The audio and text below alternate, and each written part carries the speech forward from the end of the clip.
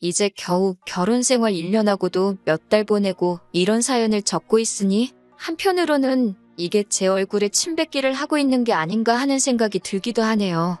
연애하는 동안 저를 실망시킨 적 한 번 없고 이 사람은 언제나 저희 편이라고 생각했던 남편이었습니다.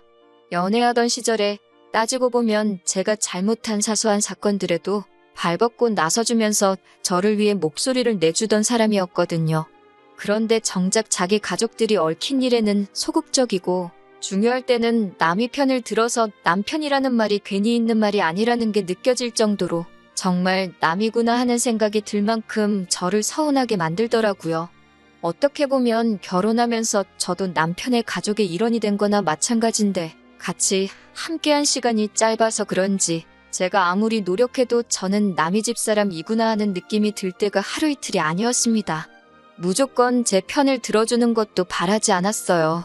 그래도 적어도 3-4번에 한 번 정도라도 아니면 평생에 단 한 번뿐이라도 중요한 순간에 한 번은 제 편을 들어줬으면 했는데 남편한테는 새로 생긴 가족인 제가 아닌 원래부터 가족인 시어머니가 더 중요하구나 하는 생각밖에 들지가 않네요. 남편과 연애하던 시절에는 남편이 저보다 시어머니가 먼저라는 걸 몰랐습니다. 사소하게 다투었던 적마저도 손에 꼽을 정도로 적었기에 결혼까지 결심하게 되는데 큰 어려움이 없었지요. 결혼을 준비하는 과정에서 남편이 모아놓은 돈이 3천만 원도 되지 않는다는 걸 알게 되었습니다. 제가 모아놓은 돈은 5천만 원으로 남편에 비해 많기는 하지만 저라고 많이 모아놓은 편이 아니긴 해서 그걸 가지고는 크게 문제 삼지는 않았습니다. 남편은 군입대 후 부사관으로 장기복무 신청을 해서 1년 정도 더 군생활을 하고 나왔거든요.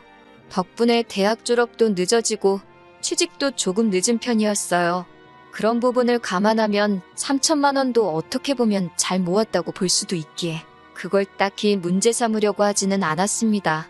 그리고 결혼할 때 시댁 쪽에서 집을 해주겠다고 했었거든요. 왜 과거형으로 설명했냐면 집을 해주신다던 당시의 일이 조금 꼬여버린 게 있다고 일단 1년에서 1년 반 정도 시간이 더 걸릴 것 같다는 이야기를 들었어요. 지금 생각해보면 집을 사주겠다고 했는데 마땅한 이유도 설명해주지 않은 걸 보면 의심을 해봤을 법도 한데 그런 의심조차 하지 않고 남편 하나만 믿고 결혼을 강행하게 되었습니다. 그런데 저희가 모아놓은 돈을 다 합쳐봐야 8천인데 그 돈으로 전세를 구하기에는 택도 없는 금액이었습니다. 그리고 시어머니 말대로 길어야 1년 반이면 되는데 대출까지 받아가며 전세를 구하는 건 말도 안 된다고 생각했고 그렇다고 월세를 구해서 사는 것 또한 대출받아 전세 구하는 거랑 뭐가 다른가 하는 생각이 들었어요. 어떻게 하면 좋은가 남편이랑 상의해가며 골머리를 썩고 있었는데 친정 부모님께서 저희만 괜찮으면 2층을 내어줄 테니 거기서 지내도 된다고 하셨습니다. 지내면서 저희 돈 아끼라고 월세도 따로 받지 않으셨고 생활공간은 1층과 2층이 나누어져 있었지만 돈 모으는데 식비도 무시 못하는 거라고 저희들 식사까지 챙겨주셨습니다. 처음 몇 달 동안에는 남편도 저희가 크게 신세지고 있다는 걸 아는지 저희 부모님한테 저한테 하듯이 잘했습니다. 친정어머니가 밖에서 장보고 오시면 뛰쳐나가서 짐도 받아가지고 오고 매일같이는 아니지만 일주일에 한 번씩은 저랑 같이 내려가서 집안일도 돕고 했었습니다. 그런데 시간이 지나면 지날수록 남편은 불편함을 호소하더라고요. 가끔씩은 자기도 스트레스가 쌓여서 나가서 늦게까지 놀다 오고 싶은데 아무래도 장인 장모님하고 한 집에 살고 있으니 눈치가 보여서 불편하다는 둥 장모님이 새벽잠이 없으셔서 아침 일찍부터 부엌에서 덜그럭거리는 소리 때문에 잠을 푹 못 잔다는 둥 하면서 불만이 많아 보였어요. 그러다가 어느 날부터는 반찬 투정까지 하더라고요. 밥 먹고 있는데 친정어머니한테 대놓고 무안을 주더라고요.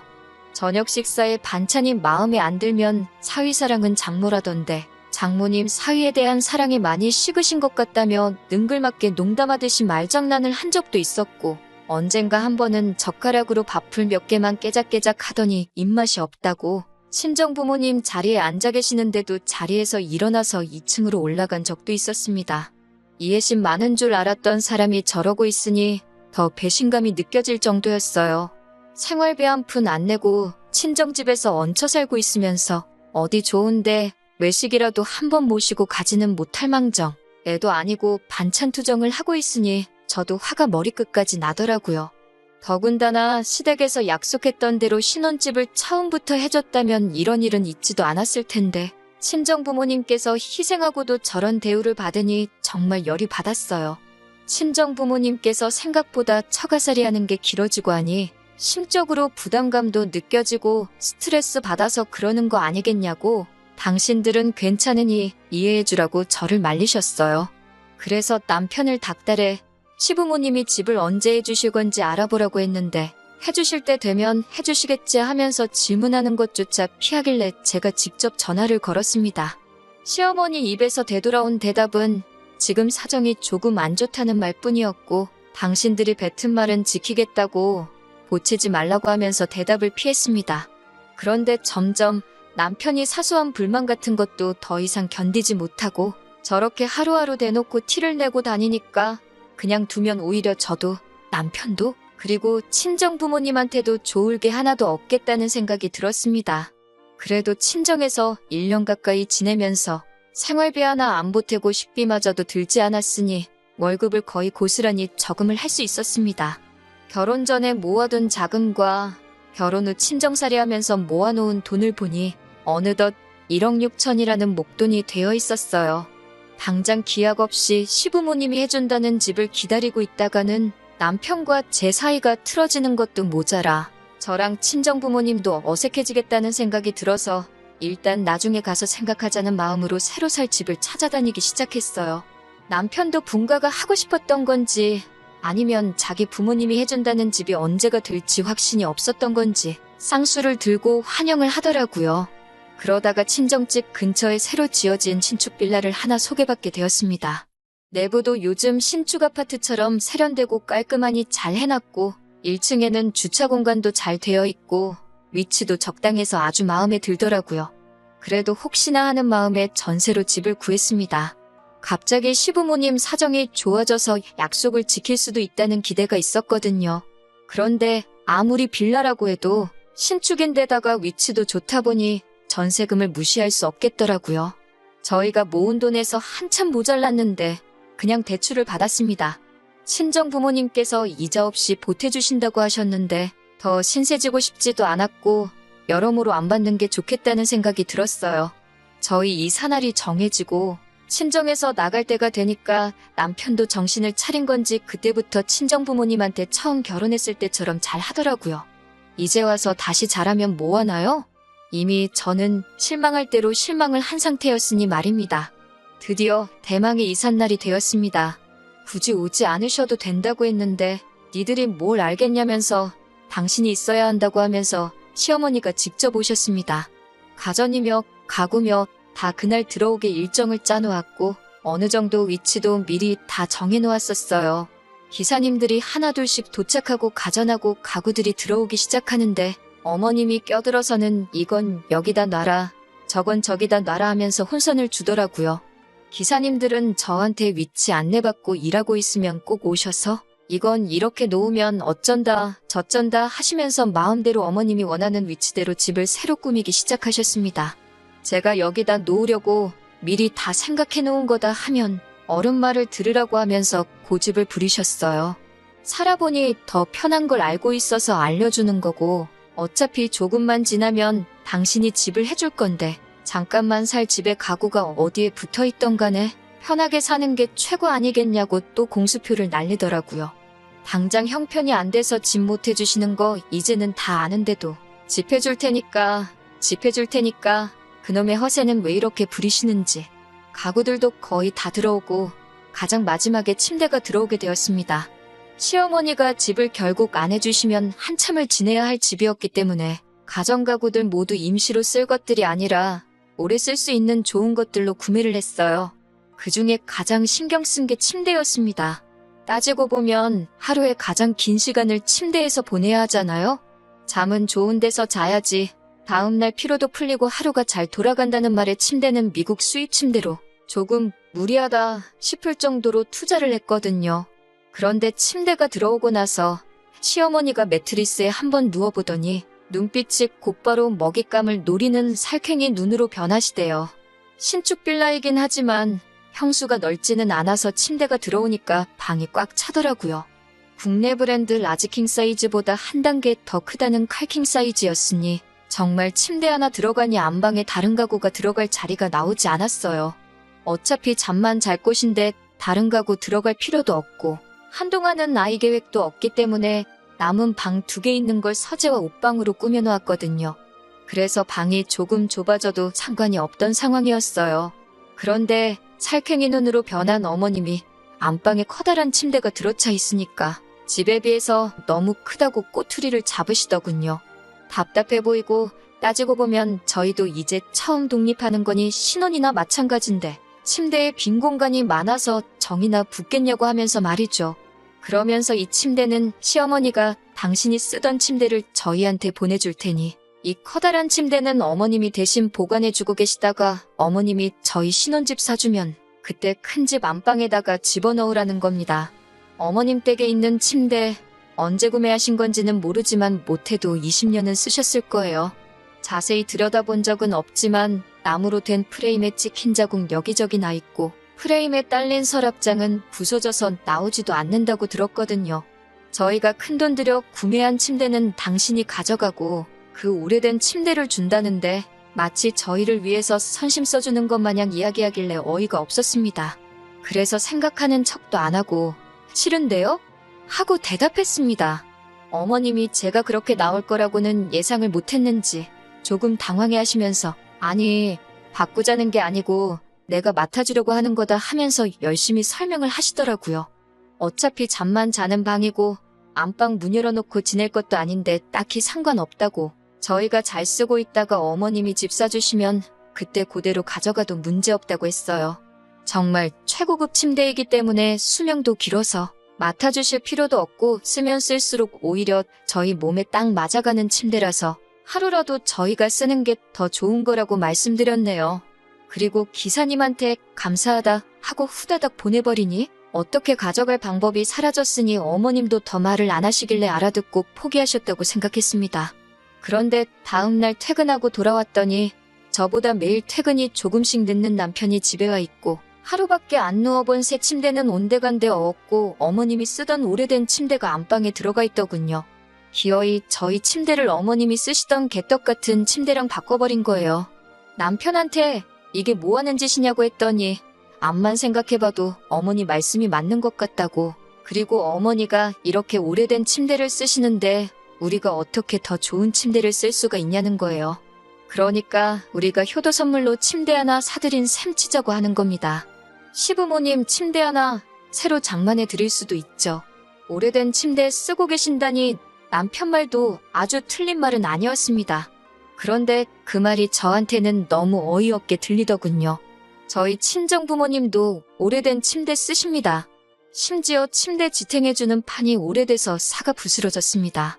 얹혀 살던 사위된 입장으로 그 말을 들으면 자기가 새 걸로 사드린다는 말은 못해도 적어도 자기가 고칠 수 있나 한번 보겠다는 말이라도 할 수 있는 거 아닌가요? 그때도 듣는 척 마는 척 말귀를 알아들은 건지 못 알아들은 건지 딴 척만 잔뜩 피던 놈이었어요. 제가 돈 관리를 하고 있었지만 제 맘대로 큰 돈 소비는 할 수가 없으니 제가 나서서 사드린다고 말도 못하던 상황이었고 결국엔 아버지께서 대충 뚝딱뚝딱 고쳐서 괜찮다고 쓰고 계셨거든요. 장인 장모가 쓰는 침대는 낡아 부서져도 아무렇지도 않은 놈이 저를 설득하겠다고 시부모님 오래된 침대 운운하면서 자식된 도리를 따지고 있으니 제가 어이가 없더라고요. 그래서 그 길로 제가 공동으로 관리하던 돈에서 집 구하고 나서 남편 몫으로 들어온 월급은 전부 다 남편한테 돌려줬습니다. 니네 부모한테 효도할 거면 네 돈으로 네가 스스로 하라고요. 그리고 우리 침대는 네가 네 부모한테 효도한 거니까 그 돈은 내가 가져가겠다 하고 침대값만큼 제가 더 가져왔습니다. 서재로 쓰려던 방도 시모가 고집 부려서 인테리어를 엉망으로 해놓았거든요. 그래서 마음에 안 들게 배치해놓은 거 제가 밖으로 다 꺼내버리고 그 방을 제 방으로 만들었어요.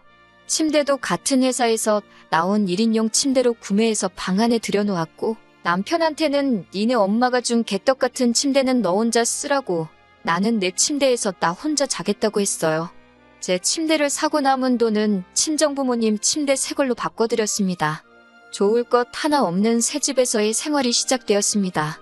시어머니랑 시어머니 부탁 거절 못하는 남편 덕분에 시작부터 좋을 게 하나도 없었지요. 그런데 시어머니의 욕심은 그게 끝이 아니었습니다. 저랑 남편이 출근한 사이 비밀번호 두들겨서 집에 들어오는 건 기본이었어요. 비밀번호를 바꿔놓아도 들어오시는 거 보니 제가 백날 비밀번호 바꿔봤자 지 엄마 모시게 앞장서서 가르쳐주는 남편이 있기에 헛수고란 생각이 들어서 바꿔놓지도 않았습니다.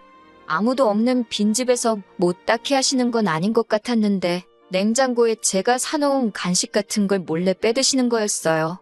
어차피 누가 먹든 상관없는 간식인데 조금 치사하게 들릴 수도 있지만 시어머니랑 사이가 그러니까 솔직히 그런 거 드시는 것도 기분이 나쁘더라고요. 남편한테 아무리 따져봐야 어머니한테 집 비밀번호도 못 알려주냐고 되려 화를 내니 소용도 없는 일이었습니다. 그렇게 하루하루 짜증이 누적되고 있는 와중에 친정 부모님께서 저를 부르셨어요. 저한테 차키 하나를 건네주시더라고요. 저 시집가면서 시댁에서는 집을 해준다는데 친정에서 빈손으로 보내기는 뭐해서 저 타라고 외제차를 계약하셨다고 하셨어요. 남편은 친정집에서 회사가 가까운 편이라 괜찮은데 매일 멀리까지 출퇴근하는 제가 마음에 걸리셨다고요. 그리고 그 차를 어제 드디어 인도를 받았다고 하네요. 감사한 마음도 들고 한편으로는 제 지금 상황을 생각해보면 이걸 어떻게 해야 하나 싶더라고요. 금가락지면 품속에 숨기기라도 할 텐데 다른 것도 아니고 자동차를 어떻게 숨기겠어요. 차가 생기니 면허도 없는 남편이 더 좋아하더군요. 이럴 줄 알았으면 진작에 면허를 땄을 걸 그랬다고요. 한동안 시모 때문에 저한테 쌀쌀맞게 굴더니 차 가지고 오고부터는 운전 연수 좀 시켜달라고 매일같이 졸라대기 시작했어요. 그래도 그게 뭐라고 부부끼리 같이 해서 뭐라도 하고 다니니 다시 연애할 때 마냥 사이도 좋아진 듯 싶고 나름 괜찮은 부분도 있었습니다. 그런데 기어이 시어머니가 등장해서 또다시 집안을 뒤집어 놓으셨네요. 아들 자식이 자랑이라도 했는지 어떻게 알고 오셔서는 어떻게 차가 생겼는데 시승식도 안 할 수가 있냐고 뭐라 하시더라고요. 그러면 그렇지 저 자식한테는 엄마가 우선이었지. 세상 그렇다 싶었네요. 차 타고 근교 한 바퀴 돌고 오니 차가 너무 좋다. 구름 위에 타고 있는 것 같다 하시면서 연신 엄지를 척척 내미시더군요. 그래도 친정 부모님이 신경 써서 비싼 돈 들여 사주신 거니 괜히 저도 기분이 좋았습니다. 집으로 돌아와 시어머니와 함께 저녁 식사를 했는데 시어머니 눈이 또 살쾡이 눈으로 바뀌어 있더라고요. 안 좋은 예감이 들었는데 역시나 제 자동차를 가지고 한마디를 꺼내시는 거예요. 차가 너무 좋은데 이런 빌라촌에 있을 만한 차는 아닌 것 같다고 또 그러십니다. 그래도 나름 신축이라 1층에 주차장이 잘 되어 있는데 제 말은 신경도 안 쓰고 이런 후진 빌라촌에 고급 외제차라니 그게 말이나 되냐고. 괜히 이런 데다가 차 세워놔봐야 문콕이나 당해서 차도 금방 망가지고 재수없으면 무슨 범죄의 표적이 될 수도 있다면서 침대 가져갔을 때랑 똑같이 나오시더군요. 시모가 자기 차를 저희 쓰라고 주고 갈 테니까 저희 차는 당신이 끌고 가서 안전한 아파트 지하주차장에다가 보관해주겠다고요. 아니 요즘 대한민국의 외제차가 얼마나 많은데 제 차 정도면 조금 가격이 나가긴 하지만 무슨 범죄의 표적이 될 만큼 몇 척씩 하는 차는 아니거든요. 그리고 어머님이 타고 다니는 차를 저희 주고 가시면 어머님은 뭐 타고 다니실 거냐 물어봤어요. 그랬더니 자기가 가봐야 어디 먼데 가냐고 일주일에 한두 번 동네 마트 정도 가는 게 전부인데 자동차 너무 안 끌어도 차에 안 좋다면서 그 정도는 차 관리해주는 셈치고 당신이 쓰겠다고 하는 겁니다. 어이가 없어서 말도 안 나오는 와중에 남편이 그건 안 되겠다고 하더라고요. 가장 중요할 때 한 번 드디어 매번 엄마 편만 들던 남이 편 남편이 제 편이 돼서 어머님 뜻에 거역하는 줄 알고 잠깐이나마 감동할 뻔했습니다. 그런데 그게 아니더라고요. 남편도 저한테 운전 연수받는 동안 외제차에서 타고 내리는 집 모습을 상상을 했었나 봅니다. 지하철 타면 오정거장이면 가는 회사를 두고 자기가 그 차를 끌고 출퇴근을 할 거라고 하면서 반대를 하더군요. 제 앞에서 자기 어머니에게 반대를 하는 남편의 첫 모습은 저를 위해서가 아니라 지 자신을 위해서였던 거예요. 친정 부모님이 저를 위해 사주신 차를 두고 지금 남편과 시어머니가 서로 자기가 그 차를 써야겠다고 다투고 있으니 어이가 없어서 웃음도 안 나오더라고요. 둘이 투닥거리는 걸 보고 있다가 두 사람이 저한테 동시에 물어봅니다.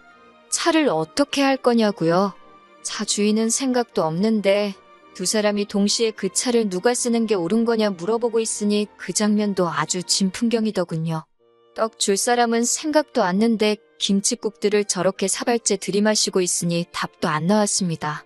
차는 어머님한테도 맡길 생각 없고 남편한테도 출퇴근하라고 줄 생각도 없다고 했습니다. 저희 부모님이 사주신 내 차이니? 내가 타고 다닐 거고 어디다 주차를 하든 그건 제가 알아서 할 거라고 했어요. 남편도 시어머니도 방금까지는 그 차를 자기가 탈 거라며 투닥거리더니 이제는 하나같이 입을 맞춰서 그걸 왜 네 혼자 타냐면서 성질을 부리더군요. 남편은 장인 장모님이 우리 타라고 해주신 차니까 우리 부부 이것이나 마찬가지라고 우기길래 면허도 없는 게 뭘 벌써부터 차를 끌고 다닐 생각이냐고 했습니다. 시어머니가 이어서 또 아파트 하면서 언제인지도 모르는 집을 걸고 넘어지면서 겁을 주기 시작하네요. 그놈의 집은 지겨우니까 그만 좀 말하라고 주지도 않은 집 가지고 침대도 가져가고 차도 가져가는데 그 집 진짜로 주면 뭘 더 가져갈지도 모르는데 그딴 집 필요도 없고 관심도 없다고 했어요. 그리고 대체 뇌구조가 어떻게 되어 있으면 자식 부부 신혼살림을 탐을 내서 가져갈 생각을 하냐고 한마디 했습니다. 그제서야 외제차 사이에 두고 지 엄마랑 대립하던 남편도 저보고 말버릇이 그게 뭐냐고 또 엄마 편을 들어주더라고요. 아니면 제가 자동차 운전대 잡을 생각은 꿈도 꾸지 말라고 한 게 불만이라 엄마 편을 들었는지도 모르고요. 아무튼 그동안 남편한테 쌓였던 거랑 시모한테 쌓였던 거 전부 다 쏟아내고 저도 이제 이딴 집 며느리 자리 필요도 없다고 악다구니를 썼어요. 가족 앞에서 남이 편대는 남편도 필요 없고 언제 사줄지도 모르는 그놈의 집도 필요 없고 그걸 인질로 잡고 며느리 세간살이 다 뜯어가려는 시모도 필요 없다고 한참 성질을 내다가 이혼하겠다고 선언하고 집구석 뒤집어 엎어놓고 나왔네요. 그러고 나서야 남편이고 시어머니고 미안하다면서 침대도 돌려주고 차도 욕심 안 부릴 테니까 이혼 안 하면 안 되냐고 나오더라고요. 단칼에 거절했습니다. 합의 이혼 안 해주면 소송까지 갈 거고 그렇게 되면 위자료도 청구하겠다고 강하게 나오니 그 손에는 감수 못하겠는지 꼬리 내리고 이혼 도장 쾅 찍어주더라고요. 그렇게 1년 몇 개월 만에 저는 이혼을 하게 되었습니다. 친정에서 얹혀살 적에 시모가 사준다는 집 믿고 꺼드럭대던 남편을 보고 아니 애초에 신혼살림으로 산 침대를 보관해주겠다고 가져갔을 때 진작에 이 모자한테는 답도 없다는 것 깨닫고 이혼을 했어야 한 게 아닌가 하는 늦은 후회가 드네요. 저도 속물인 건지 사준다는 아파트 그거 하나만 바라보고 이 불합리한 상황을 견뎌왔나 싶어요. 이제 와서 하는 말이지만 정말 시모한테 집 한 채 해줄 경제적 능력이 있기는 있었는지 싶습니다. 결국 제가 질질 끌다가 이렇게 되었지만 마지막에 두 모자, 외제차 한 대 가지고 의견 대립하며 사오게 만들어 돈 앞에 장사 없다는 현실도 일깨워주고 하고 싶은 말은 다 해주고 나와서 속 하나만큼은 후련하네요. 아무쪼록 그렇게 서로 아끼고 못 사는 엄마 아들 연기하면서 큰돈 앞에서는 부모 자식 가리지 않는다는 그 의구심을 품고 살아갔으면 좋겠네요.